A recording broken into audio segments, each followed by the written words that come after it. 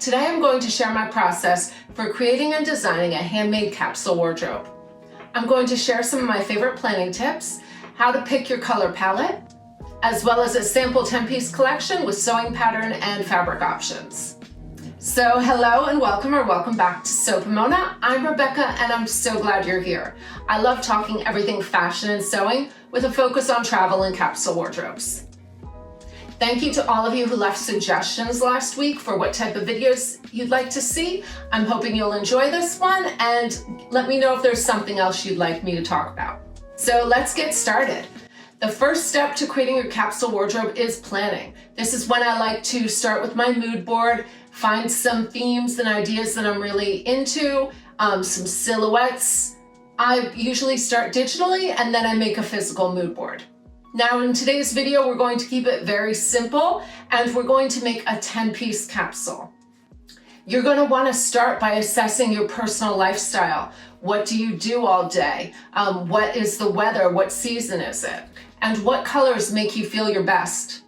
Once you have a general idea of what you love, it's time to make a list of the essential pieces you need. Today I'm going to share a 10-piece capsule, but if you wanted to create a full seasonal wardrobe, you might want 15 to 20 pieces. All the pieces I'm showing today, if you do them in coordinated fabrics and in a cohesive color palette, you should be able to mix and match every single piece to make a variety of outfits. And remember, you don't have to sew everything. I usually will pick my colors and then I will go through my closet and pull out what works with my color theme. This includes tops, bottoms, dresses, and layering pieces. Remember, quality over quantity is the most important thing here. Step 2, choosing your theme or season. This could be a trip you're planning, a vacation, working from home, a kid-friendly capsule, whatever you need for your lifestyle. And plan this for the life you need now, not some dream life you want to live. I find if you make pieces that you really want to wear on a daily basis, you're much more likely to wear them. Don't be making a ball gown if you have no ball to go to. I tend to sew a lot of basics in solid colors and then branch out to create more elaborate and extra pieces that are just for fun. So for today's example, I'm designing a spring capsule wardrobe for a moderate climate with classic style. After I create my mini mood board, I would choose a simple and cohesive color palette. Stick with 2 to 3 neutrals and add 1 to 2 pops of color. When picking your colors, choose your favorite colors or your seasonal colors. If you haven't seen it yet, you can go back and watch my Find Your True Colors video. I'm going to leave the link up here for you. And that'll give you a better idea of how to go about starting to choose your best colors. So for this capsule, I chose 4 main colors. Now you may have seen in the past, I often choose quite a bit of color, but for a capsule to really work, you really want to keep it 3 to 5 colors. So with this capsule, I kept my colors very simple. I'm doing a blush pink, a tan, a cream, and a navy. I'm going to put up some images of my color palette so you can get a better idea of what I'm talking about. Now it's time to pick out our sewing patterns. For a 10-piece collection, this is what I'm going to use. I'm going to do 4 tops, 3 bottoms, 2 layering pieces, and 1 wild card. For your tops, you think tank tops, camis, t-shirts, maybe a blouse. For your bottoms, a skirt or a mid-length pant. And then I like 2 long pants, usually a trouser and a pant or a jean. For my layering pieces, I'm going to be doing a dress shirt and a wrapper jacket. And my wild card, I'm going to be doing a dress, but you could do a romper or a jumper or a random piece that you really wanted to sew that would mix in with this capsule. Now, because I tend to sew with a variety of vintage and older patterns, as well as draft my own, today I am choosing a bunch of indie patterns. Now, I have not sewn many of these patterns, but I have used some of these companies before, and I was really going for the style lines that I wanted to create these looks. So in any pattern I show you, if there's a pattern you love, go ahead and use that. This is just a general guideline to help you out. And I am thinking in the future, I'll do a few more of these with different pattern choices in different colors and fabrics. So if you like this, please let me know. A lot of the patterns that are my tried and true happen to be out of print or not easily available, so I wanted to make something you could find right now in stock. Of course, now that I designed this capsule, I really want to go ahead and make all these pieces. So you may see some of these in the future in my makes videos.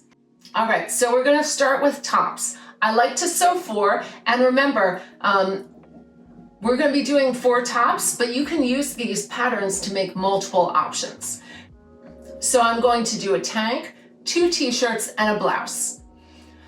For the tank top, I'm using the Muscle Tank sewing pattern by Wardrobe by Me. And I really like the cut-in design of this with the bands. I think it's really simple and sporty, and it's the kind of tank top I often draft for myself. Next up, I'm using the Gem Knit Tee from Style Arc. I love a classic, simple tee. I have a ton of t-shirts in this particular style. Most of mine are self-drafted, but I thought this one really fit the bill for what I was looking for. And I would do 2 of these. I would do one in a solid color and one in a print or a stripe, something simple that's going to mix and match. And remember, you could make multiples of these. Next up, for my blouse, I chose the tiered blouse from the Maker's Atelier. I think this is a beautiful blouse, and I really like the simple shape of it with the slight like gathers. And I think this would look really lovely in a sheer fabric, maybe a subtle print. This could be really pretty, and you could use it as a blouse or as a layering piece. Next up are bottoms. Now I'm doing a culotte and 2 pants, but you could switch this up and do a skirt or a different style of pant. And most of these patterns could also probably be made into shorts. You just have to shorten them. So first up, I'm choosing the Mimosa Culottes by Named Patterns. I really loved this full drapey leg, and it looks very elegant with that simple narrow waistband. Next, for bottoms, I would go with a full-length pant or a jean. I saw the California jean by Atelier Scammit. I think that's how you pronounce it. It's a French pattern company, and I really love the style lines of this. It's a very classic wide leg jean with a fitted waist, very pretty and simple in styling. And I think this would look really great in a, I think this would look fantastic in a natural denim. And last, I would go for a classic trouser. I love the Billy trouser from Bella Loves Patterns. It's got a very classic shape and that beautiful pleating in the front and a nice full leg. I think this would be great with a matching jacket in a bold color. Next up, we're going to move on to our layering pieces. For my blouse, I went with the Jenna shirt and shirt dress from Closet Core Patterns. This is a new release, and it's a nice oversized dress shirt. And this one really reminds me of my vintage dress shirt that I've made a few times. I love the oversized styling, and this can also be made into a dress, and it has multiple versions. I think this would be a great pattern to have in your stash. And then for my second jacket, I would go for the Loren jacket by Style Arc. I think this is a really nice jacket that's not super tailored, so it wouldn't take forever to sew. It has really nice style lines, and I think it's a little more elegant and would look fantastic with those Billy trousers. And then last is your wildcard piece. I am sharing the Leah summer dress from Atelier Jupe. I think this is a really simple, kind of spring dress with a nice band at the front and layers of gathered tiers, with 3 gathered tiers and just a simple sleeveless dress. I think this one would be really easy to sew up, and you could mix prints or do it in one print and have a really fun, simple to sew dress. And I'm going to have all the details below in the description, but you can also go to my website, Sew Pomona, and I'm going to have a full post on this with all the links and more images on there. That'll be below in the description. Okay, next, we're going on to fabric selection. Now, I really wanted to show you my full process for how I do this. I find this is my easiest way to shop online. On my browser, I will open one window with just my color palette in it, so that I can see my colors very clearly. Then in a second separate browser, I will open whatever shops I'm looking at. Now, I did just 4 shops for this video because I was trying to keep it a little simple. So how I start is I will start browsing through shops and I will just browse through certain categories. I will browse through bottom weights. I will browse through blouse weights. I may know I want a voile, so I will just search up voiles. If the shop has a weight of favorite items, which is my very favorite thing, I wish all shops had this, I will put those in my favorites, just so that I know what I like, or I will pin them directly to Pinterest, which is what I did today. So I just go through and I only will pick fabrics if they stay in this color palette.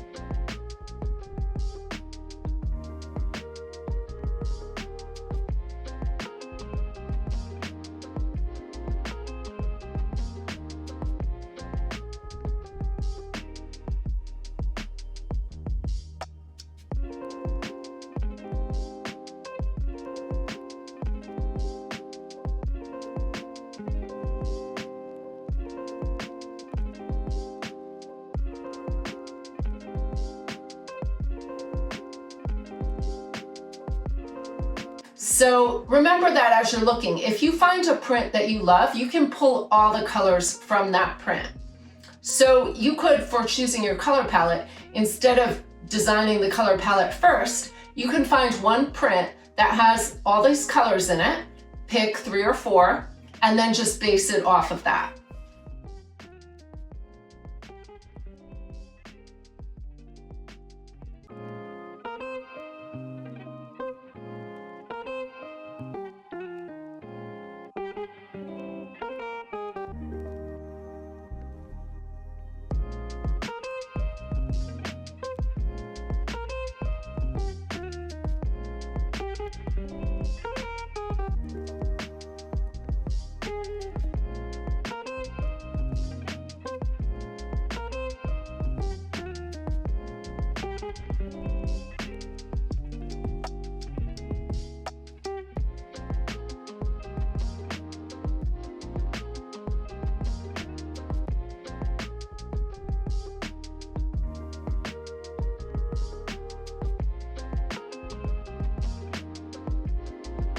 Now, I did start going through and I noticed a lot more peach colors than the pinky color. And I'm sure that is because Peach Fuzz is the Pantone color of the year right now. So there's a lot in that colorway.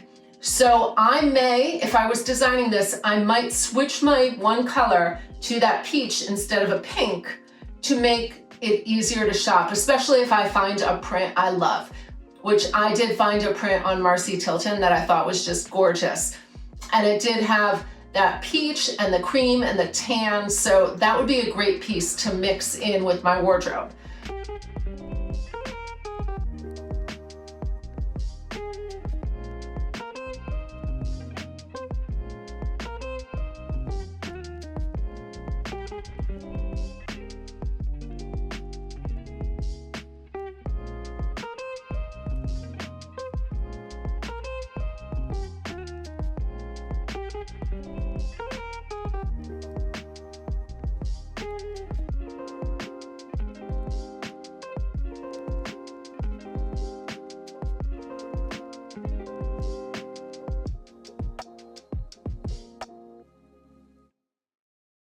And you can do the same process when you're shopping in person.